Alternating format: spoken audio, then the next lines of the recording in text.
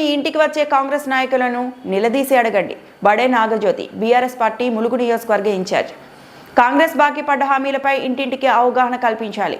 6 గ్యారంటీల మోసాన్ని 420 హామీలను ప్రజలకు వివరించాలి. స్థానిక సంస్థల ఎన్నికల్లో బీఆర్ఎస్ పార్టీ సత్తా చాటాలి. కాంగ్రెస్ పార్టీని నమ్మితే చీకటే తప్ప వెలుగులు ఉండవు.